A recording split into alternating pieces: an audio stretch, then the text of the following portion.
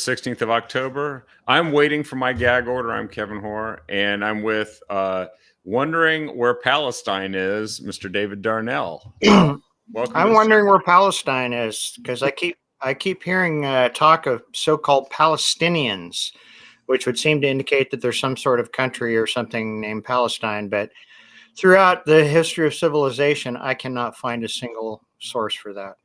Yeah, that's the funny thing about it is there's no such country. No, No, never has been. never has been. No, there were the Philistines. I think that what they did is they adapted the name from the Philistines, but the Philistines didn't they get like wiped out in the Bible or something? Yeah, well, they historically occupied where the area where the Gazans are now. Yeah, But apparently, the Israeli Arabs who claim themselves to be Palestinians seem to think that the area that Jordan controlled until the 1967 war was, in fact, not Jordan, but Palestine. yeah, yeah. Jordan and Samaria, I think. Those are the Yeah. areas, and well, we can start out with any story we want here.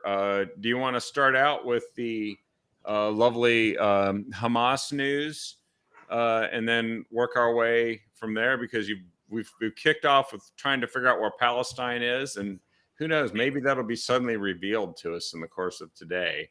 But Well, it's clear that Hamas is in fact, modern day Philistines. As near as I can tell, they live in the same place. They kind of act the same way. yeah, Uh, and I think it's probably important to note that Hamas was elected to lead this Gaza Strip, these Gazans, this area called Gaza, by an overwhelming majority of the people that live there. There's about 2 million people, I think, that live there. yeah. So the people that live there have some culpability here. That's true. If you vote a bunch of terrorists to run your jurisdiction, and then they turn around and launch an attack, Yeah, I guess and you keep voting them in for 16 years. yeah. So I don't know. Maybe the Democrats control the election mechanism over there, and it's all rigged. But but yeah, there's some culpability there. The spin on both sides of this thing, Kevin, is just absolutely out of control. I see it on digital media, all day, every day, 24 hours a day. And I read an article, admittedly by a rabbi, but his take on this whole so-called Palestinian thing is that in the 60s, after the Arabs were getting their asses handed to them in wars with Israel, they went to Madison Avenue, if you will, and Madison Avenue told them, you need a victim. And so that's when they created these Palestinians. And I'll tell you what, the spin on these poor Palestinians is just over the top. I mean, what in the hell do you think? What in the hell does anybody think is going to happen when you go slaughter the citizens of a country? I mean, Yeah, they're going to come and they're going to kick your ass, and they're going to not. They're not going to just say, well, we only want to come in and do as much damage to you as you did to us. No, we're going to eliminate you because you can't be trusted to not do it again. Yeah. Soon. Yeah, exactly. And I think that this is absolutely what's going to happen. What's fascinating to me is that there are people that are protesting in favor of Hamas.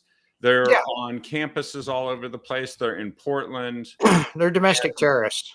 And actually they're BLM and Antifa, believe it or not, that seem to have merged with this whole movement. Surprise, surprise. They were all such peaceful protesters, rioting, looting, and burning our cities for 4 months in 2020. And they continued doing it off and on ever since then. And we knew that they were just the militant wing of the Democrat Party. And then we've got the squad in Congress who seems to be growing its size, who are calling for support for opposition to Israel and support for Hamas. Yeah. Here's what happened. Here's sort of a few highlights of recent occurrences. One is that the FBI, the director of the FBI, who, let's just take this as a grain of salt because it's the director of the FBI. However, if he were doing his job accidentally, then what he's telling us is he's warning of increased terror threats, potential copycat attacks on the U.S. after Israel commences its invasion of the Hamas invasion, but also then after they go in and go after them in Gaza. Right. I think this is a kind of a no-brainer. This is what I would have expected. In fact, I think it was the plan. And so he's warning us that it was the plan of people they did nothing to stop to come and do the same thing here. So that's what's going to happen. And there are people who are, I think, well aware that this is a real thing. The NYPD recalled everybody off, every police officer off of duty, of what do you call it, waivers or leave or whatever. They're all called back as if it's almost like a war footing. Right. There are parents, and this is something that was written here and published in the Oregon Catalyst on Friday. Person said he met a Portland parent who was conflicted over taking students out of the classroom today due to the terrorists calling for October 13th as a global day of jihad with acts of terror. He tried to allay this person's fears, but you understand why Oregon parents would be concerned, because they saw what happened in Tualatin's Hazelbrook School when one person just turned around and beat the crap out of another kid. And it was just videotaped, and then the people running the school didn't want to do anything. So why would you expect those people to be really good at stopping a terrorist attack? They can't even stop a beating within the school.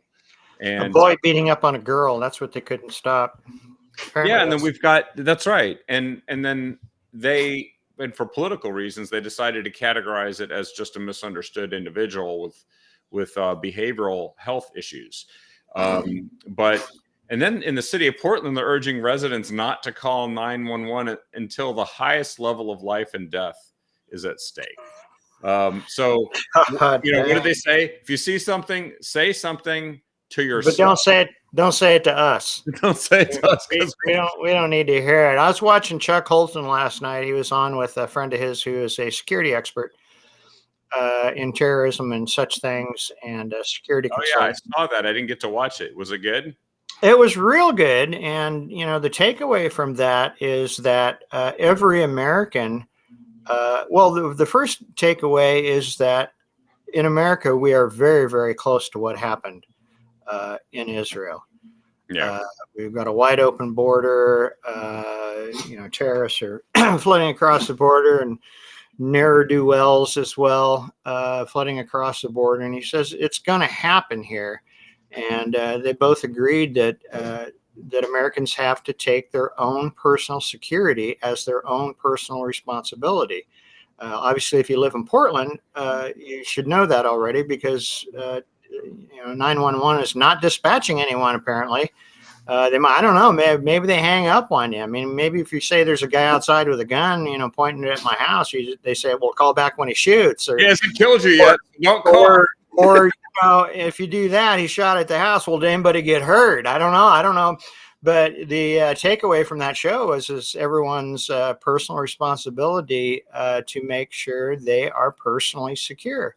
And the most important part about that, I mean, there's some certain things you can do to your house. You can, there's certain equipment you should have. You should have firearms, so on and so forth. But he says the most important, they both agree, the most important thing that you need to do is you need to have the mindset. Because when this stuff goes down, you need to have the right mindset. Am I willing to die for something? And the other most important thing is, am I willing to kill for something?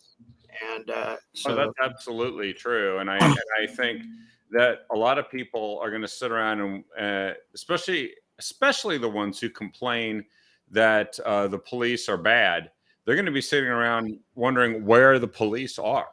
Where are these people that I'm supposed to be able to call and they'll just come protect me? Because I don't want to have a gun and I don't want to have to think for myself and protect myself. I want that to be sourced to people that are trained to do this, who, by the way, we've been defunding and we don't really like very much. And so, Right. Yeah. yeah, what's that going to look like? It's going to look like absolute chaos in those cities where those people live.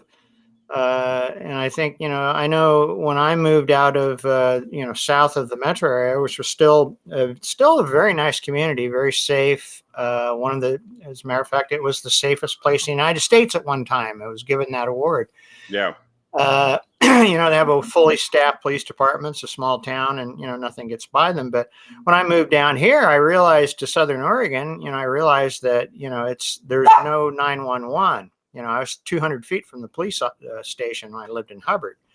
I'm an hour drive from a cop now. So that means they're an hour drive from me. So you think about it differently. You don't rely. You would hope that if something happens and it's, beyond your ability to deal with, the police would eventually come. But I'm not so sure if that's going to happen in cities. Can you imagine what the cops must feel like, in Portland? It's like you go to a neighborhood, it's one of those neighborhoods where people vote, because they hate the cops. And, it's like, man, do you really want to go there and help these people? If I was a cop, I wouldn't.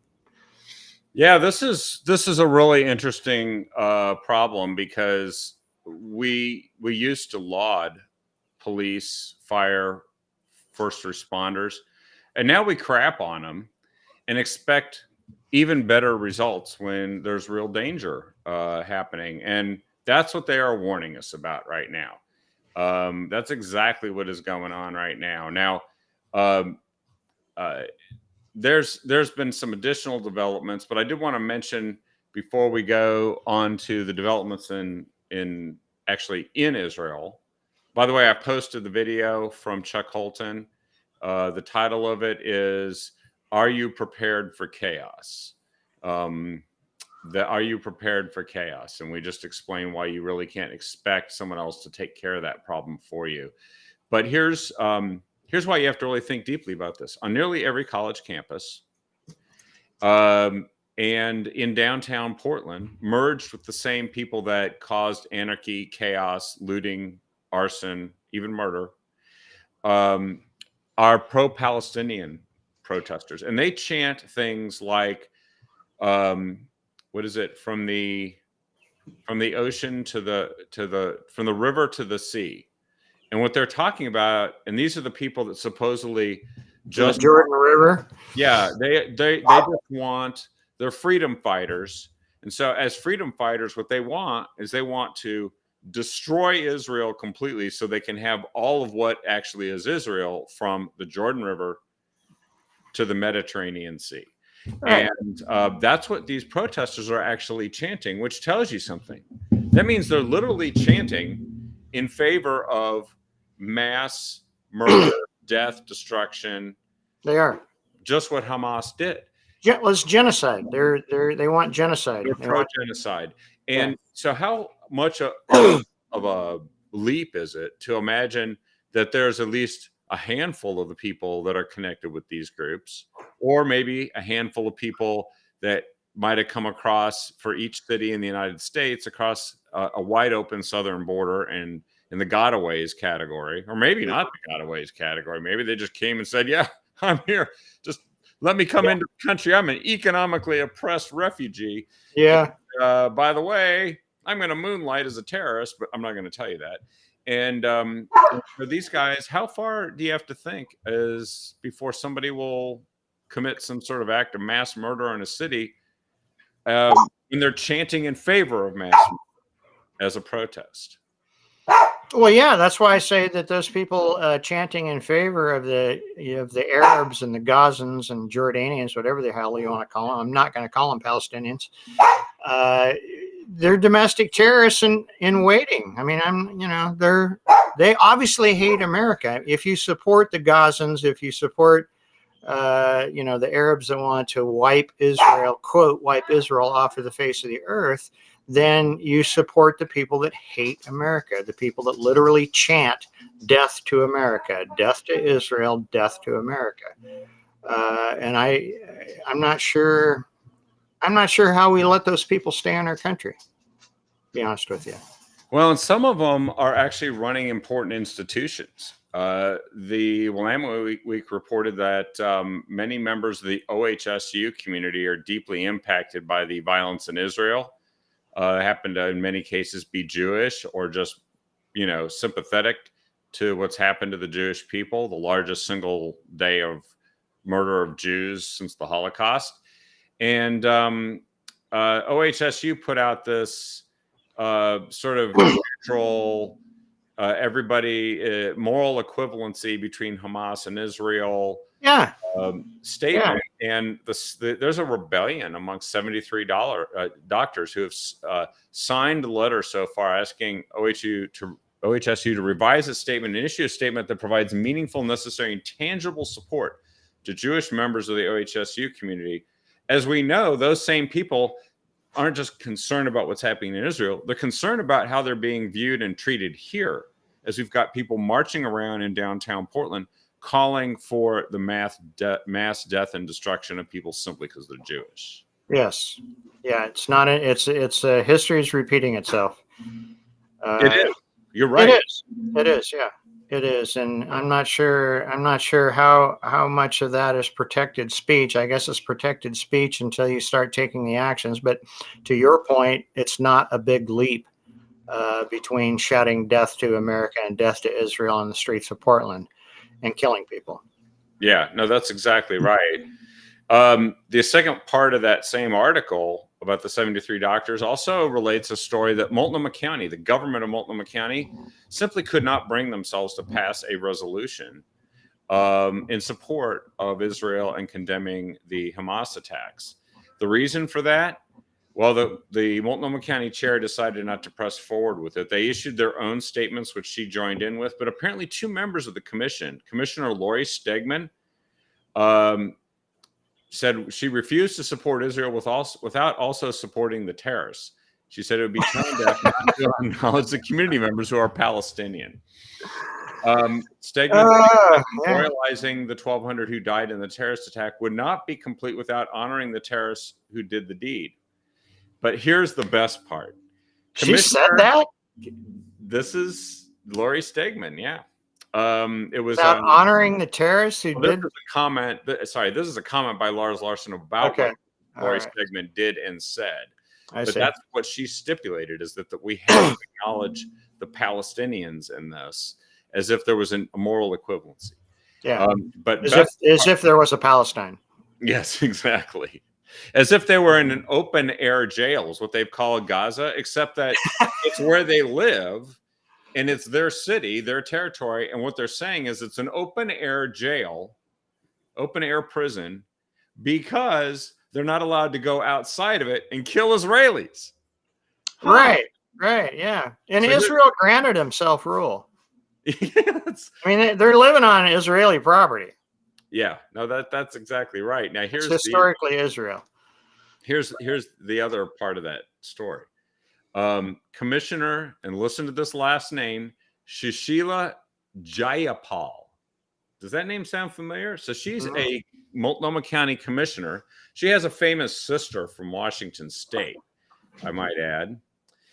She said, I don't think I can acknowledge the loss of one group, and there are Palestinian lives being lost as well. Yes, the people of Gaza who elected the Hamas, she acknowledges this, elected the Hamas terrorist organizations as the majority party in the Palestinian parliament. Palestinians who cheered as terrorists paraded bodies and hostages. Well, actually, that's Lars saying that, but saying that about her.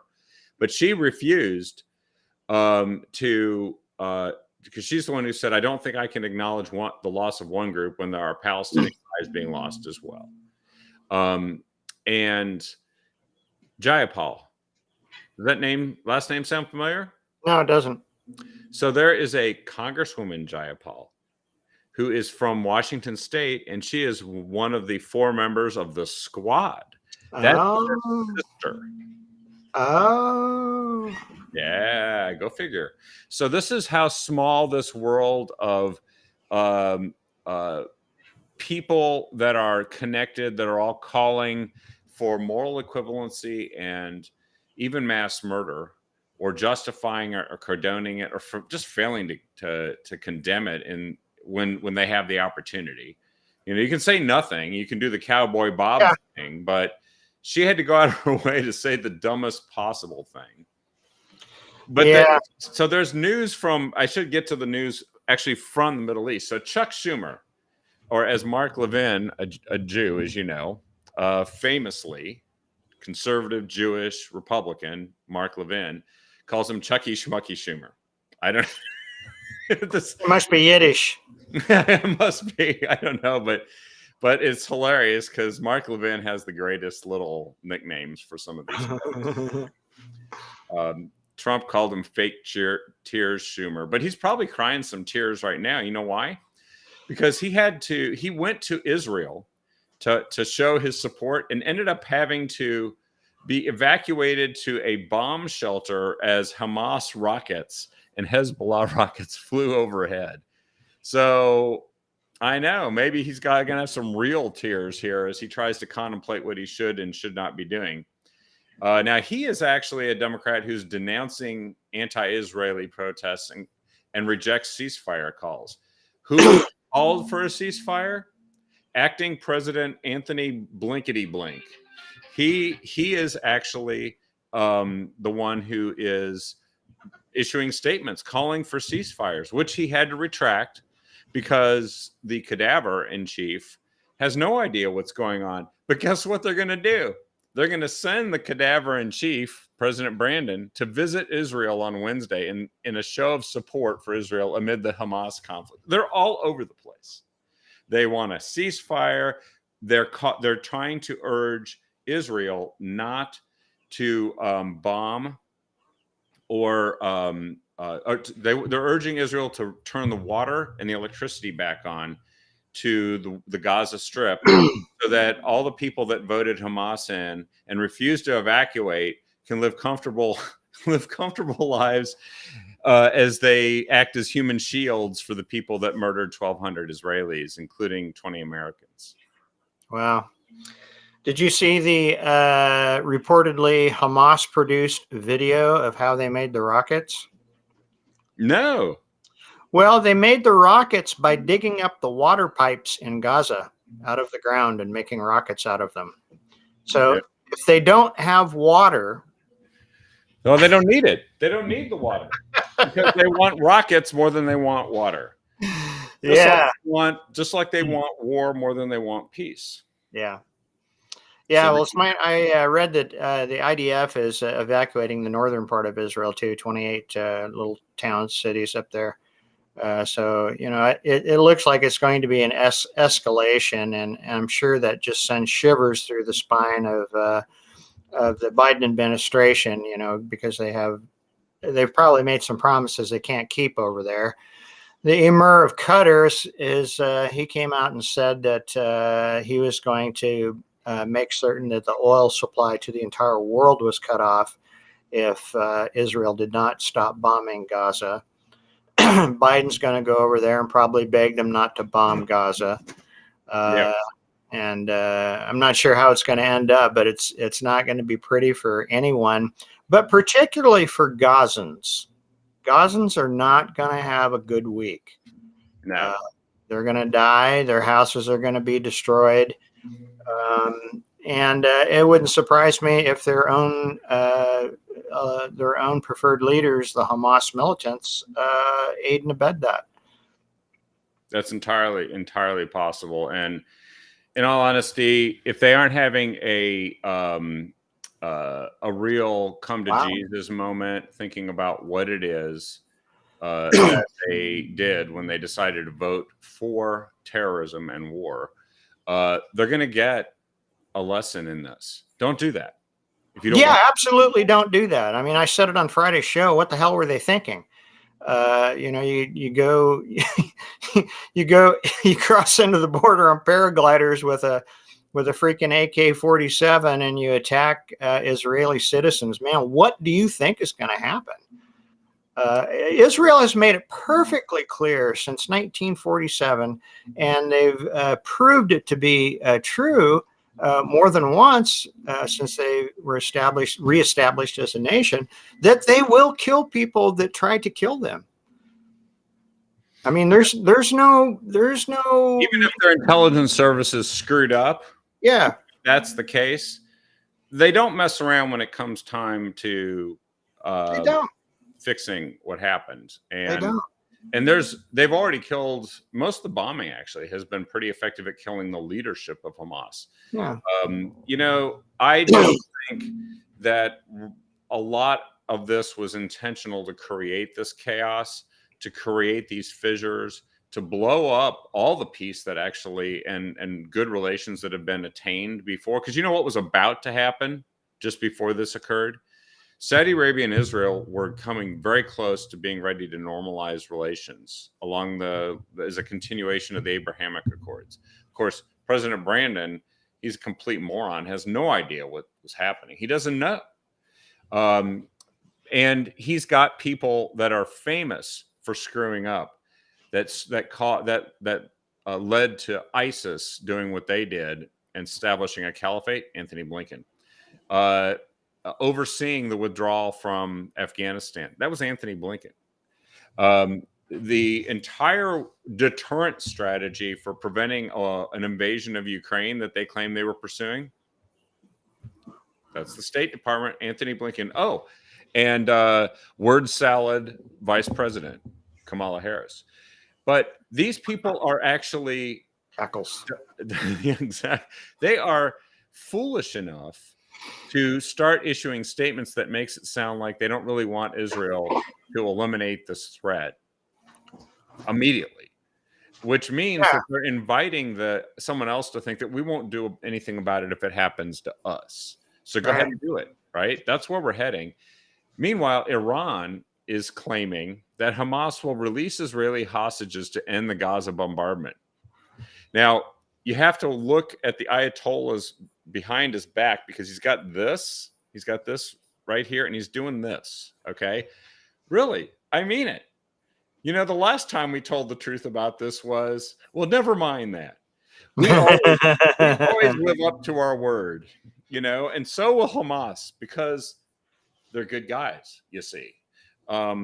This is why it's so dangerous to have an administration that frankly doesn't know how to deter or prevent these wars, by making sure that it's perfectly clear that you better not try. And if it even looks like you're trying, we're going to make sure you can't, and you're going to lose everything.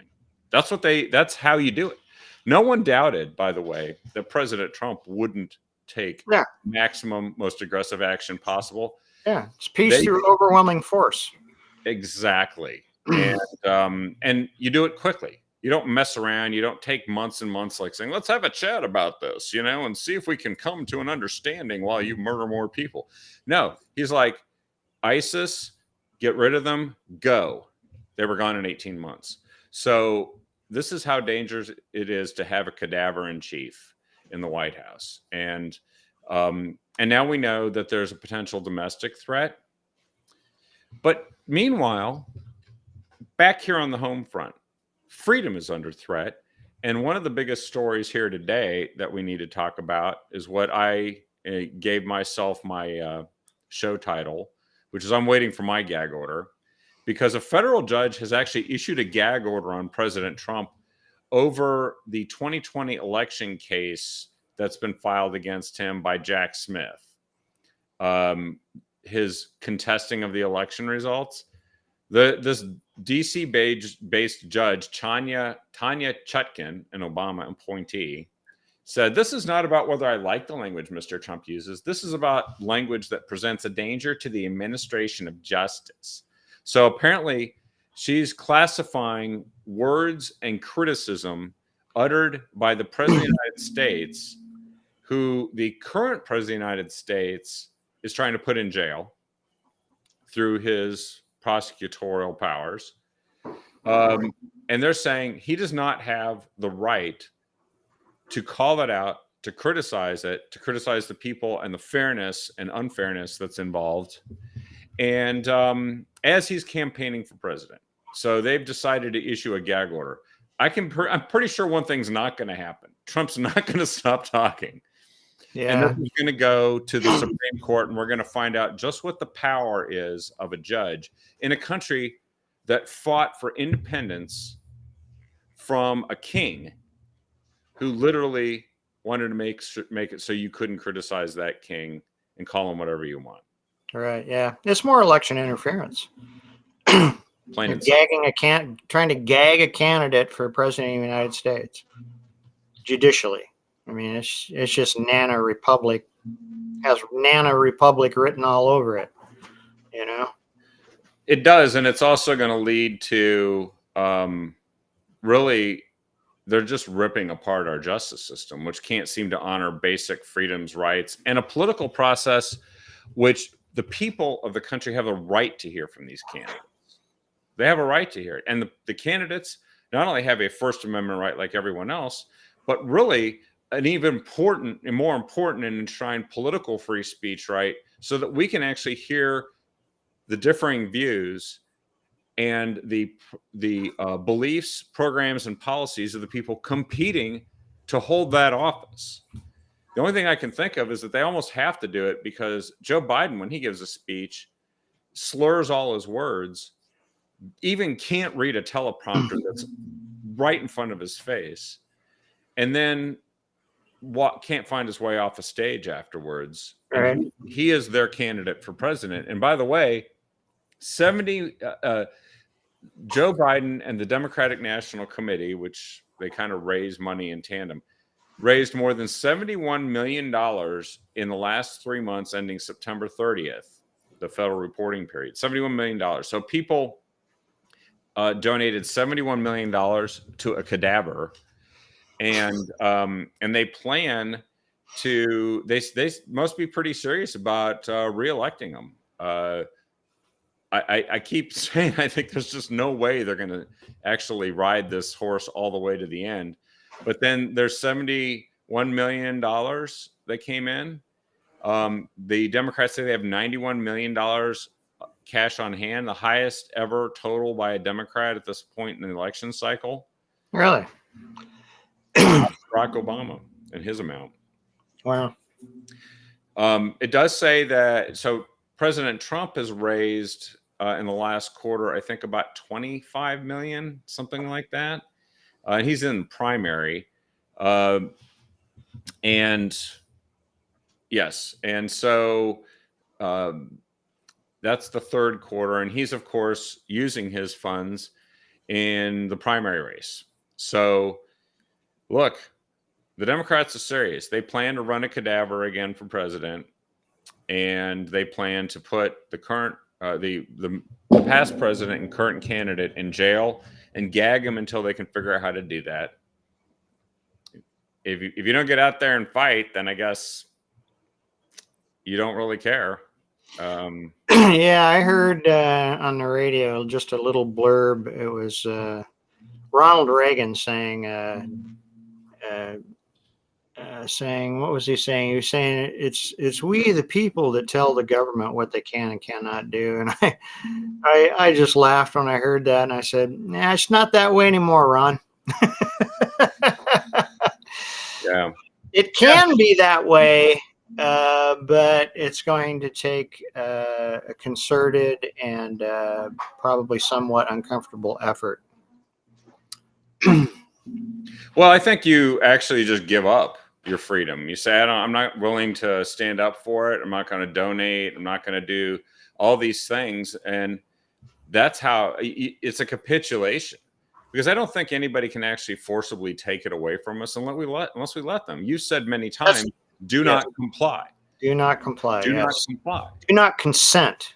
Do not consent. Well, do not consent to any of this. And of course, we, in the way our country was set up and envisioned and imagined by the founders is we give or take back that consent at the ballot box. But I'm not sure anymore, Kevin, if the ballot box swings both ways. I just, after 2020, I'm just not sure how good our elections are, I guess. I'm Yeah, sorry to say. it is troubling, and it's also something that we're going to have to actually be super vigilant about this, because if we just sit there and acquiesce to having our system destroyed, stolen, corrupted, and run by a cadaver, then unfortunately the greatest nation in world history, and maybe one of the greatest achievements we've ever had, is going to probably not make it. I mean, I'm sorry, but Yeah. that's what happens, because people, I'm sure it took a lot longer, but Rome fell apart because no one wanted it anymore, and they didn't Right. fight people off anymore. And I'm sure there were people saying, "How could this be? What are all these barbarians just destroying the place? I don't get it. Where did they come from?" And I'm like, well, here they're protesting downtown, calling for mass death and destruction. So, yeah. By the way, there was a straw poll here in Oregon done by the Taxpayers Association of Oregon, and as we usually find, the straw poll came out. President Trump garnered about 54% of the vote. Ron DeSantis second with 13.7%. Ouch. Undecided actually was second. I'm sorry, and then other 6% is fourth. Nikki Haley is in a strong fifth with 6%, and Vivek Ramaswamy with 4.2%. So this is what we keep seeing over and over, and of course the money race is falling along those same lines. So yeah. Well, yeah, there's no doubt in my mind. I said it from day one that Trump's going to win the primary nomination. Yeah. I mean, that's all there is to it. The only thing that can happen is he's no longer in the race somehow. That's the only way we get another Republican candidate for 2024. And the Democrats and the deep state and the corrupt, weaponized Department of Justice and the media, they'll all just move on to whoever's next in line and destroy them, because we let them, get away with trying to destroy President Trump. And so that's what's going to, that is the thing. Everybody says, well, President Trump this, President Trump that. Oh, no. He's said it. He's always been right about this. He's not right about everything, but he was right about this. They're not after me. They're after you, and I'm standing in the way. Yeah. They know they have to destroy him, and he didn't have to do this. He could have just had a nice life. Yeah. And just, lived in luxury hotels and been on TV shows and celebrated and all that kind of stuff. But he decided to do a hard thing. And the question is, are we willing to be doing the hard thing to see this through and win? Now, a little bit of news here that we should share too. Trying to make sure that, so there's been some election irregularity news that I do want to share. Every few weeks we hear chunks of this, and it gets zero attention in the media. But in as of the 15th of October, there's a report that said in a file of 18 voter registration forms, none of them listed Michigan issued driver's licenses. Apparently, hundreds of these things turned out to be fraudulent. No. Yeah. Wow. A total of 254 voter registration forms from the 2020 general election appear to be fraudulent in this sampling of just Muskegon Police Department in Michigan. And so this organization that did this turned in some thousands of voter registrations, estimated on the high end to be between 8,000 and 10,000. Some within those batches were found to be suspicious or fraudulent. There were legitimate ones mixed in, of course, but they alerted the authorities in 2020. They alerted them. Do you remember hearing about this in 2020? I do not. No, me neither. Yeah. So I guess you just can't find this stuff out with any promptness. Yeah. And this is what happened to the election system, is that there are people that just have utterly corrupted it. Yeah. Well, I've long thought that particularly in Oregon, because I don't really know about other states, but I've long thought that the the potential for fraud lies in voter registration, Yeah. and not necessarily in massaging the numbers on election That's right. election month. Well, garbage in, garbage out. If it's being Yeah. run by computers and you put garbage in and say, send all these people ballots, Yeah. they come back and you don't really police the signature to the degree that it needs to be if it's a vote by mail system like it is in Oregon, then you're going to have people that you have no idea. They say it's a complaint driven system where you can't actually build the basis for a complaint because there's no policing of it whatsoever. Right. And then there's no policing of the voter rolls. I mean, maybe you brought the news, somebody brought the news, but Multnomah County purged 6 people off their voter rolls in 1 year because they died. You telling me that only 6 voters in Multnomah County died in a year? That would mean that all the people that were killed in the record homicides, that no more than 6 of them were registered voters. Really? That's in a state that automatically forcibly registers everybody. Right. Right. The state where I think it's down to 8% of people who are eligible to vote are not registered, that because they haven't been to the DMV yet. Yeah. Renew their driver's license or whatever the hell it is. Yeah. It's just, of course, we had that bill passed, was it last session or the session before, that further confirmed that voter rolls would not be purged of inactive voters or anything else. And so I'm not sure how you stop. I mean, I told the story in May. I got, what was it, 5, 6 ballots for people that no longer, at the mailboxes of the properties that I own, for people that no longer lived in the state. Yeah.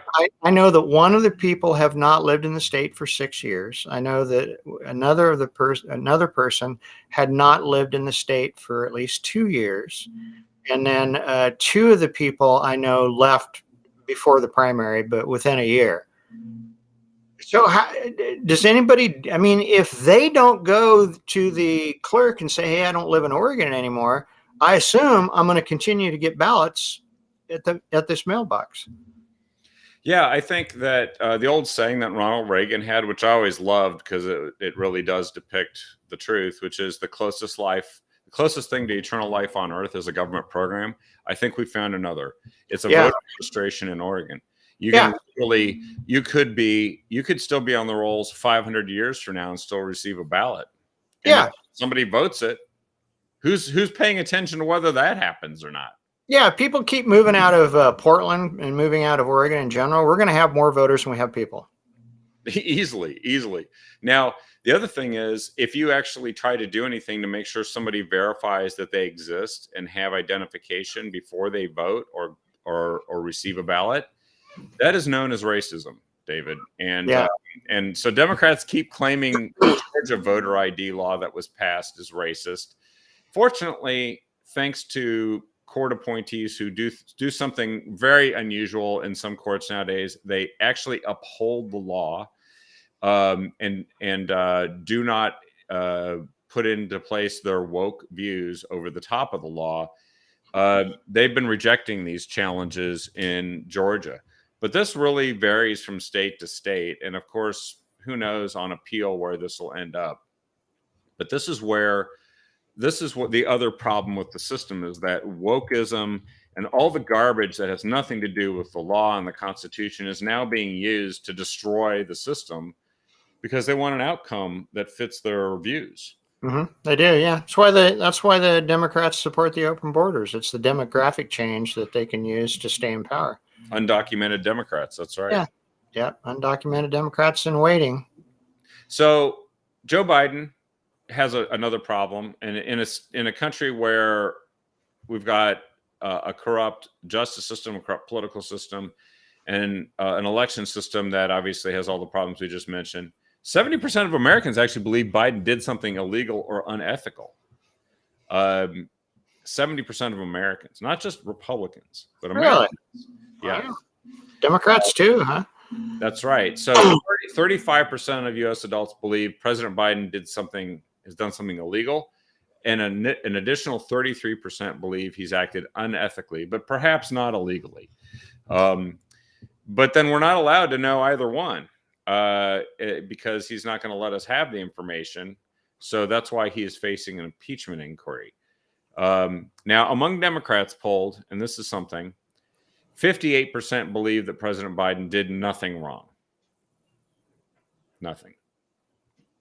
Which is insane because he's literally, there's evidence now that he knew about. He's selling influence. Yes, selling. But 58% of Democrats believe that selling your influence is not wrong. If you're a Democrat. Yeah. We have to add that. Yeah, if you're a Democrat. Yeah, it's definitely wrong if you're a Republican. So the head of the House Oversight Committee, Congressman Comer, is actually going to pursue this and try to get. He believes that there is even more information that can be obtained. I think he always does this knowing he already knows the answer to this.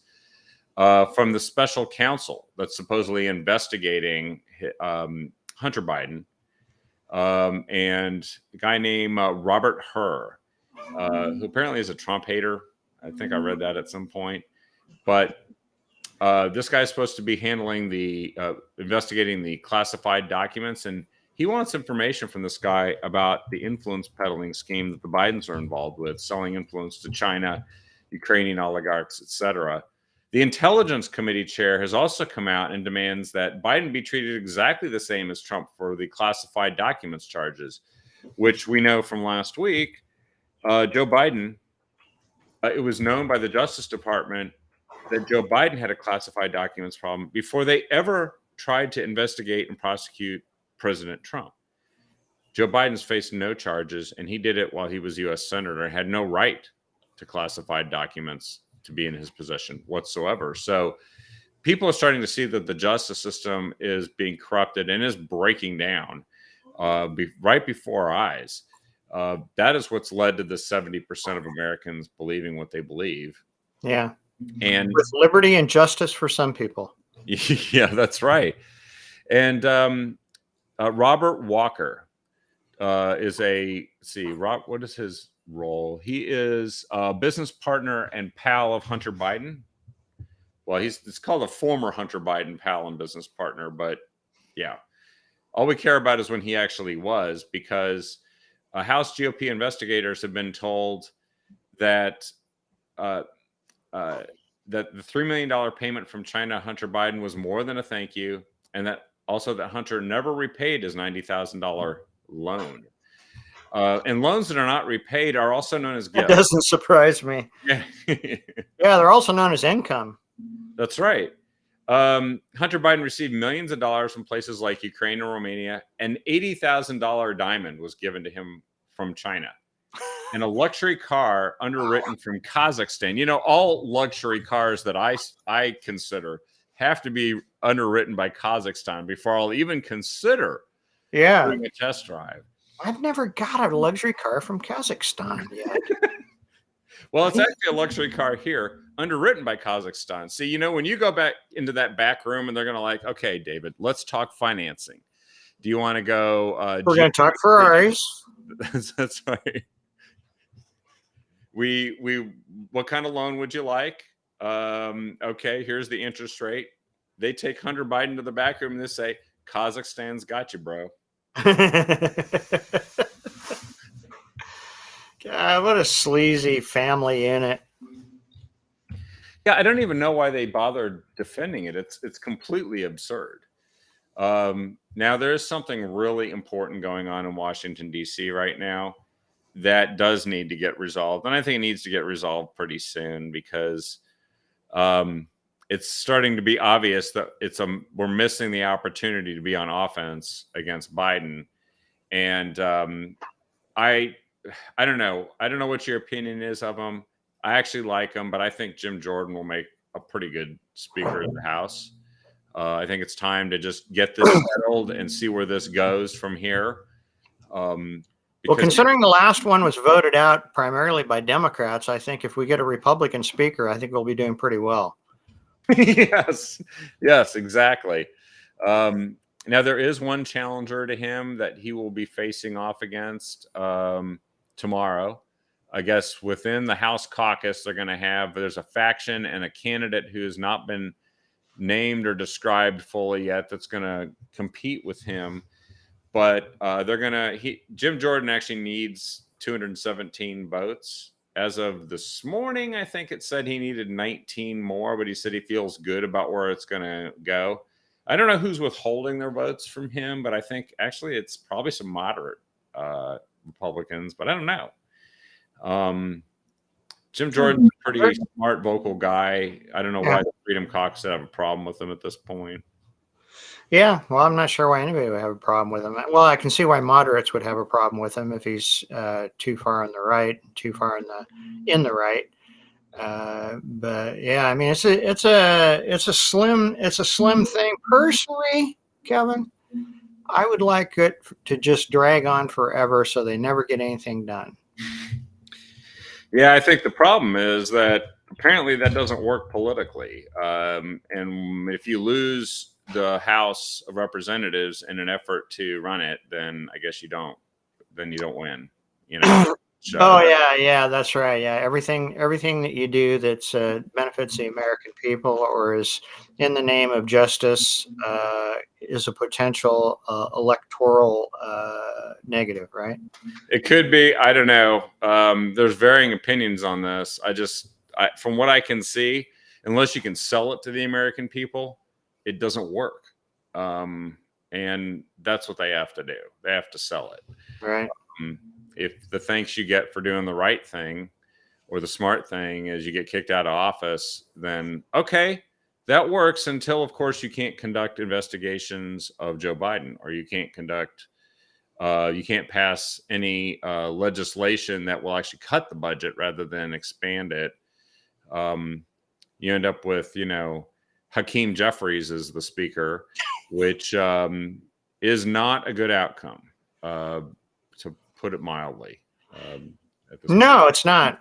It's not. I don't know what. I'm not sure what the thought was behind that, but getting us into the position that we are now. But and I'm not sure how much difference it makes. But I think you had a good point when we discussed it previously. Is that we do need someone as speaker that is going to pursue impeachment inquiries, even though if it looks like a good call. Of course, we know that Biden won't be convicted in the Senate, but if it looks like a good call, even though we know Republicans will run the other way because they think it'll cost them votes. But what you just said, 78%. 78% was that the number?